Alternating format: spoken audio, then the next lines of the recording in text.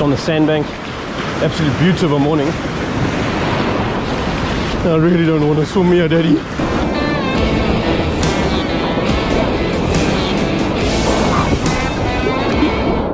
And just the secret here is just being patient, biding your time, and picking the right gap. It can be tricky. I actually think there's a gap here now.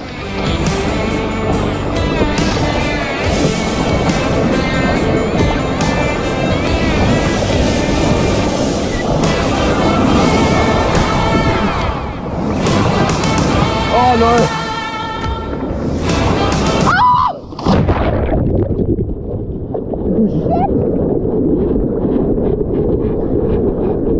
Oh no!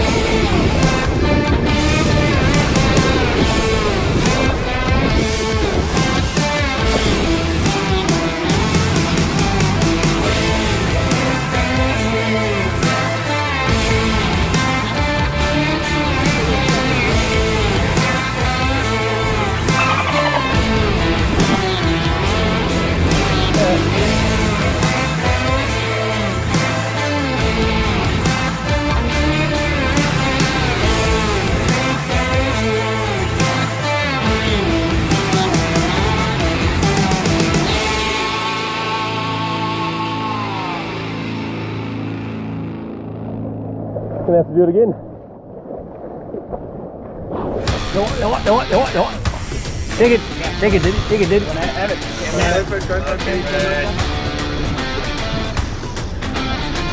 That one looks a little bit sunny. Looks like it could be sunny. How's my technique? Yeah. Here we go. Give it. No, take it. Just watch it, not another line.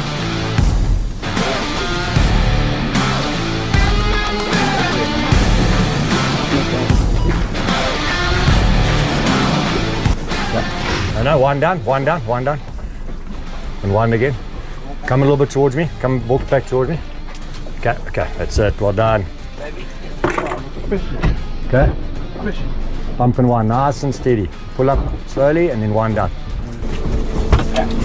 Coming around, boys, like a professional. Keep the pressure. Well done. One more rod to move. Well done. Shifting. One down. That's it, quickly. Up, one down. And again. That's it, and again. That's it, and again. Just try not to jerk too much, but pull up. And one. Fishes here. Pull up slowly. Take him full. That's it! Yes! Yee, Cam, my boy! Well done, bro. Okay, keep hold it. I think that's the biggest one ever caught. Well done, boy. Well done, Cam. Did you guys film that? Yeah.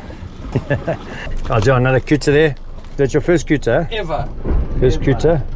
All by myself without any instruction from anyone as well. Sent.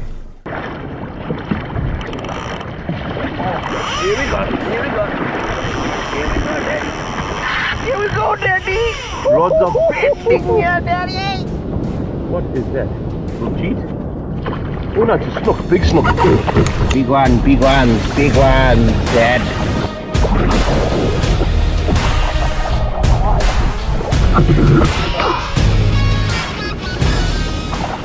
Half star snook.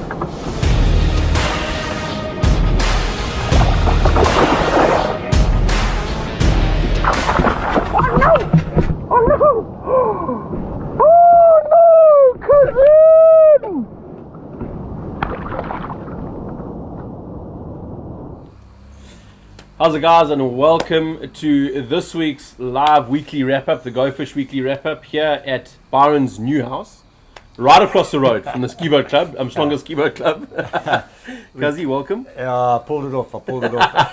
We couldn't get any closer. Mary wasn't going to move into the shelter, so we got as close as we could to the club. So it's just a hop, skip, and a stagger away. Yeah, and we literally arrived here and had to. Yeah, no, and Jason, welcome. Thanks for joining us, bud. Thanks for Appreciate having me, it. guys. Yeah, It's really nice to be Awesome. here. Fun. Yeah, awesome to have you on. And Jason Pretorius himself is a very, very accomplished angler. He's won a lot of comps, and it was just a matter of time until we were able to get him in front of the camera to chat to you guys and sort of lend a bit of his knowledge on specifically comps and fishing comps and events. He's just come off of a really good win at the Belito Medibon ski boat comp out in at the Belito Ski Boat Club. It was held by Alistair and the boys at the ski boat club there, and yeah, I mean that in itself was a great win. I'm sure it was nice to sort of get back into the comp environment and get a notch on the belt After there. COVID. Win there, yeah, especially after COVID. That was a good win there, Jason. Yeah, it's been really quiet. With COVID, obviously, everyone's been laying low. We haven't had as many comps, so you haven't had as much time on the water, spending time practicing. So it was really nice to get back on. This year I fished off a jet ski. I fished it a few years in the past and I've tried different crafts. It was nice on a jet ski, gave me an option to run a few different places and really change it up a bit. Rather than going for just bigger fish, it gave me a chance this year to fish species. And yeah, everything worked out really well. 100%, yeah, well done, Bird. It was really good to see. Yeah. And I'm sure it might have burnt a couple of the jet skis and ski boat boys' asses to have a kayak fisherman get on one of their crafts and come and fund them at their own game up there. Where's Ali? Yeah, and he was supposed to be here, but I think he's crying in his Everest there outside the gate here. But yeah, look, unfortunately, I think lately the weather has been a little bit iffy the last couple of weeks. A bit of rain, a bit of wind.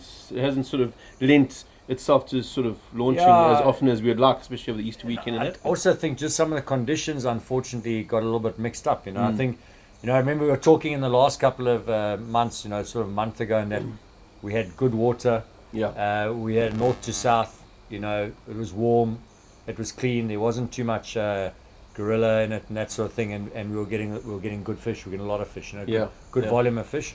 And we were hoping that was going to keep going. And then there was just a bit of a mix up of probably about 2.5 weeks ago.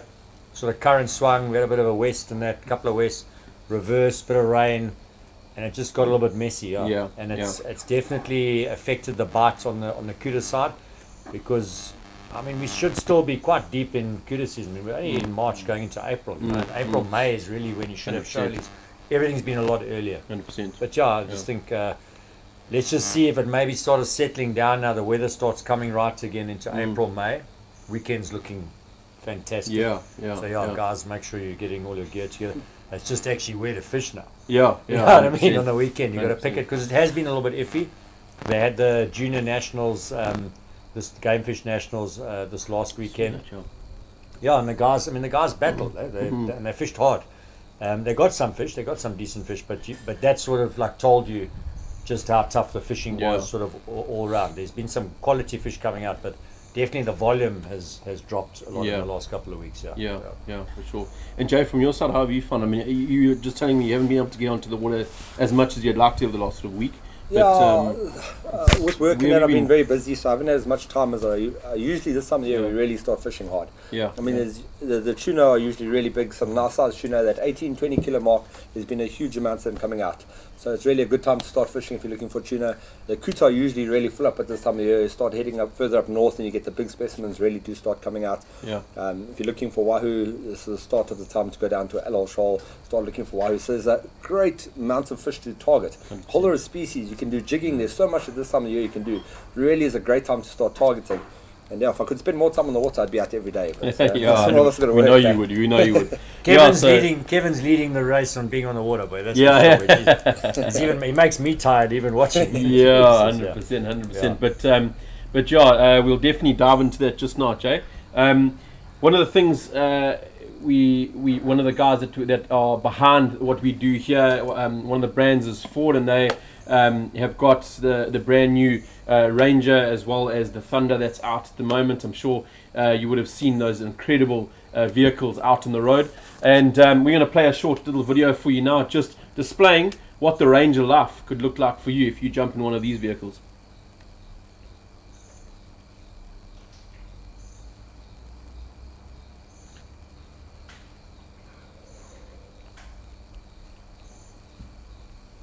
Yeah, that's it. And don't waste a single day, because you could be inspiring someone. Put in the work. The hard work, the hustle, the grind. It's tough out there, but you're tougher. Make your own fun. Share the journey. And never forget who you are and why you live the Ranger life.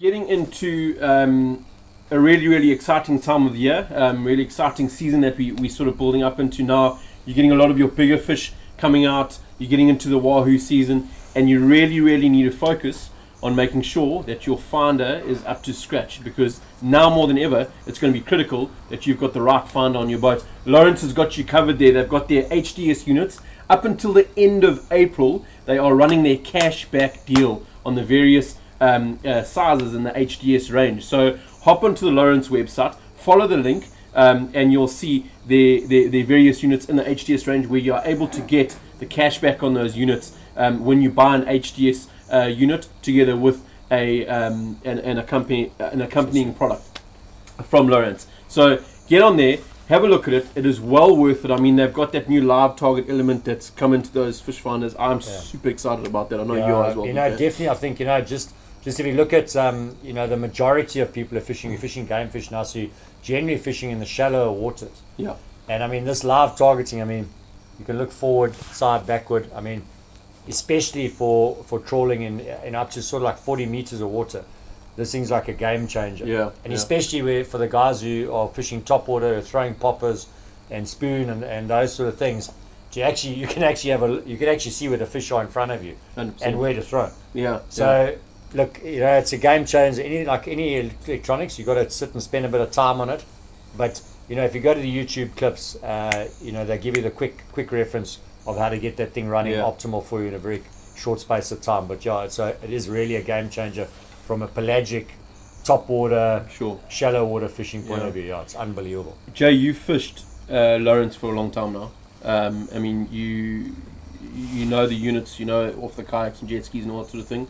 I mean, for you, that live target element coming into fishing? Yeah, I mean, like you said, I've spent a lot of time, and I think I was really underestimate how important a fish finder is. Yeah. Everyone thinks it's for finding bait and then that's it. It's not. You can strategize your whole day. If you know at what depths you're fishing, if you know where drop-offs are and ledges and stuff, you can really pre-plan your game so you know what to do at the right time. You don't want to see something, and if you're not using the live thing, by the time you've gone over it, it's too late. You've missed it. You've made the noise. Yeah. So if you can see what's ahead or to the side, it just gives you a chance to really strategize and plan your fishing trip that you can actually get to fish before the boats got to and made the noise. Yeah. So definitely makes it changes up the game. We never had these things a few years ago. Yeah. So to have all these new things coming in, it really does. When you're fishing comps and stuff, any little edge you can get really helps. So to get these kind of things, it makes a big difference. 100%. And just on the Lowrance side of things, Liz from Lowrance phoned me today and she said, Kirk, we're selling a lot of units, but none of the guys, or hardly any of the guys, are coming back for their cash back deal that you get with your HDS range. So it's as simple as literally going onto the website, guys.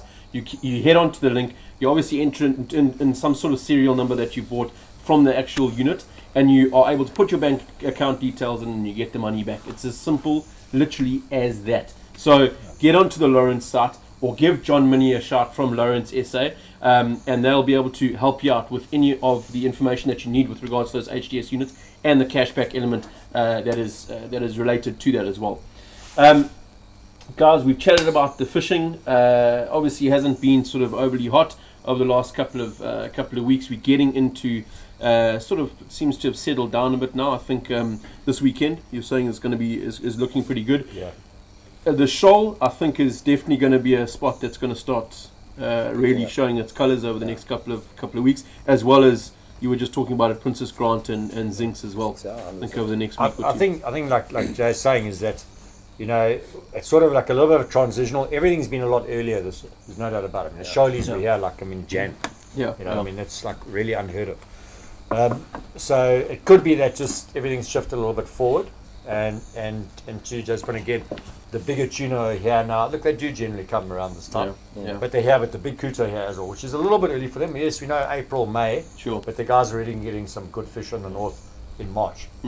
So it could just be a little bit of a shift in the season, a little bit cooler now. Hasn't been as hot as what normally it would feed in at the moment, and I think there's a lot of variance and elements, that are affecting things as well. It's very strange as well. I mean, we saw SARS pitch up on the Cape. Yeah. In the Really? Cape, like, what was it, 3 days ago? Yeah. Pictures of SARS. It boggles my mind with what's actually going on this time of year. And inland as well. I mean, I was up in the Berg 2 weeks ago. I'm not known for my flippin' fluff chucking prowess, and I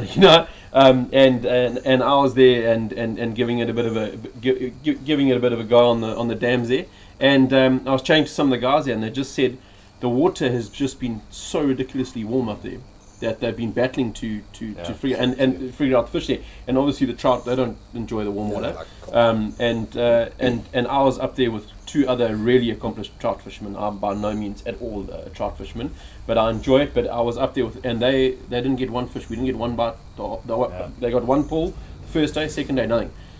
So obviously coupled with a bit of rain, they had quite a bit of rain, but it's also affecting the sort of inland guys as well a little bit, So it's just strange how things are working. But Jay, I want to get into this win of yours in Belito. But it's for us, it was great to see a comp eventually happening, coming out of COVID, a proper comp being put on, and sort of not too many restrictions in place. Guys were able to enjoy it a bit more than they have over the last year and a half, and you came out with a win. So chat to us a little bit about the strategy behind that weekend. Yeah. Even like leading up to it, just Yeah. sort of like, what was sort of your, like even the 5 days before, sort of running into Right. it. Well, I love Belito. I've spent many years fishing there for probably the last 6 or 7 years. So I spent a lot of time fishing there. So luckily, I do know the area quite well. I know some of the marks. I've been out to Silver Mine. I fished the shallows. So Belito is it's a nice area. It's quite a hectic launch, especially if you're on a kayak or something. So for those guys, it can be quite difficult. But I've spent time fishing it off the kayak. So obviously coming up to the comp, originally I was actually planning on fishing off a kayak this year. So I was going to go for biggest fish because obviously it's quite difficult to go target a lot of species on a kayak when you're limited to space.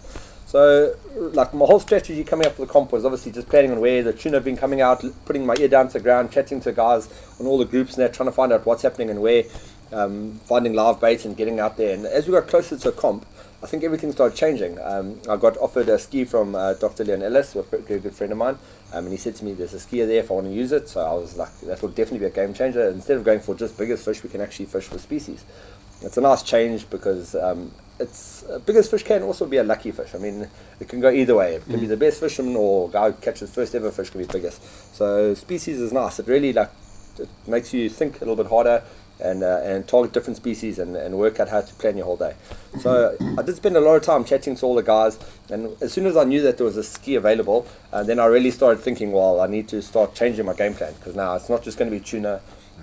So I've been following you guys. I've been following Alistair. He's been doing a lot of jigging out in Silver Mine and going out and about. So that does give me great insight. So it's nice to watch these things. You can kind of see what's happening, and you're seeing live feed and seeing how the guys are jigging and all that kind of stuff.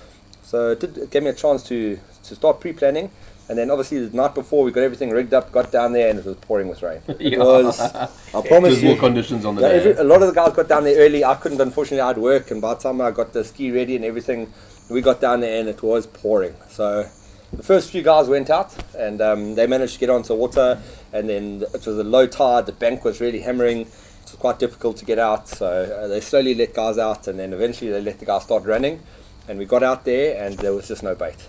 It was, that's your worst nightmare. Comp, when most of your comp will be planning around baits and stuff. Obviously you've got other plans. It was pouring with rain, so the mud was already creeping into water. It was already getting dirty. So everything you thought you had planned is now really kind of changed. Sure. So you get onto water now, you've got to re-strategize everything. I did manage to get 1 or 2 baits, put them in the live well, and went out and started fishing. Unfortunately, the ski didn't have the finder that I normally fish on, so I still had my Lowrance with me, so I could still use it, but it was kind of on a GPS point. But luckily, over the years, I had built up a lot of points on GPS, so I could go out and work. The skis finder wasn't doing so well, so I pretty much fished without my normal finder for the weekend, which I can tell you that after fishing with my finder, it was like I felt blindfolded. It was horrible. But luckily, because of using my finder, I had marks. I knew where good marks were. I knew where we find fish. and everything was pre-planned. So at least I had a strategy. So you to actually go had out. no fun. You were not Pretty much the whole weekend I had no fun. I couldn't see bait. Bait I had to kind of follow the guys around and see where they were dropping. Yeah. I think if I See who's caught, winding up. Yeah. I promise you, if I caught 10 baits the whole weekend, it was a lot. That's incredible. Over 2 days. So we were really, really struggling. Just on the actual plan itself, what was your plan when you got to the launch site there? Well, initially the idea was obviously to go out to go for snook. But because of the sea being so choppy and the surf got delayed the launches, and by the time the last guys were out, well, the guys were out and they let us go, the sun was quite high and it was just a bit too late for snook. So, and then you still had to spend time looking for bait. So by the time you got bait, and then so they kind of threw the whole snook run out the plan, which was the initial plan. So from that I thought, well, I'll do a kuda run. We'll shoot down and we'll go look for some kuda because it was still quite early. Obviously everyone rushed out for tuna and everyone rushed out to Silver Mine. I thought I don't want to be in a busy place. Yeah. So I kind of went away from everyone else just to like dawdle by myself. And it started very quiet in the morning. We put our baits out and nothing was happening. So then I decided, okay, I'm going to head out deep and we'll go sit and do some jigging. The wind hadn't picked up quite yet, so we got out to the mark. Silver Mine was looking beautiful. Alistair and all the guys were already there and they'd started jigging. They'd already got some fish. And it was just, so we managed to put some baits, but I think as I got there, the wind picked up, and then it started getting choppy on the first day, and it was just horrendous. We were drifting at like 3-4 k's an hour, and it kind of throws your whole game plan out, because now that's what you had strategized. So I just changed up. I saw the guys were jigging, but most of the jigs we had taken were quite light. We were expecting no winds. The comp said it was a flat day. I mean, if you watched the pre-cut, you're right. thing, it was meant to be a perler. So I thought we were going to be able to sit out there and take our time and jig, and it just wasn't that. Yeah. So on the water, I decided, well, I'm going to put some jigs down, but I didn't have massive heavy jigs because obviously we weren't planning for that. So I went up on the marks. I dropped out some baits first. So I thought, at least if I'm drifting, I'm going to put some baits. So I put some 12 ounces, dropped them right down to the bottom, a couple ones up so that they don't hit the bottoms, but it puts you in the right area, and drifted over and then put some pencil jigs down and try to get something up and down quick. And on the first day, luckily it paid off. I managed to get my amber on that, and then it was a bit quiet. Lost a couple of fish. I mean, there's some nice fish down there, hey? Yeah. Either on jig or on live bait, you get picked up and you get pressed. Yeah, you really do get pressed. There's a nice, fantastic range of species there. Yeah. So we had a lot of fun. Got broken, bent hooks, snapped, everything. The works. A couple of guys got taxed. I mean, that's just the way it is. Yeah. So I didn't want to waste too much time there. We put out a couple of baits, managed to get to the amber net, and then I thought, now let me go look for some tuna. Because I already got my first species for the day. Species comps, the more species you got, the more it adds up. Yeah. So then we headed a little bit out towards like the Bali side. There has been a lot of tuna coming out that side for some reason. They seem to be sitting on the south side of Belito. Put out baits, and that was okay. We went straight on. So first day was perfect. Managed to get 2 species. It wasn't a wild day. Yeah. But it was tough fishing the weekend though. It was pretty all around day. Yeah. All in all, it was really quiet. I think I got 2 tuna on the first day and an amber. Luckily, the tuna I got were quite decent. I think it was 16 and 17, so they were decent size. Okay. And then the amber, I think, was only about 3.5. So it put me up in the lead already. I think I was still in top 5 for biggest fish, and I was still sitting in the top. I think I was in the top 3 or something for species for the day. Alistair drilled me on the first day. On the jigs, he managed to. I think he was on 3 species already, so he did quite well. Yeah. So it made you think for the second day you had to kind of change up. Like obviously we weren't planning for the first day to be like that. And the second day we had to re-strategize. Yeah. Come with a new game plan. When it comes to jigs and that sort of thing, when you take on the skis and that, what do you shallow water areas and that? Well, it depends on what you say shallow water. I mean, shallow water 40 is quite shallow for boats and jet skis, but for kayaks it's pretty deep. Yeah. So now obviously depending on what guy Logan that love their butterfly jigs and that, butterfly jigs take a long time to go down, and you've got to work really slowly. Now if the drift's fast, it's kind of, there's no point in looking at something like that. So if you've got a slow drift and you've got lots of time and you're sitting on the mark, then you can use butterfly jigs and drop shots, and there's all those stuff you can do, because then you can really work that water column.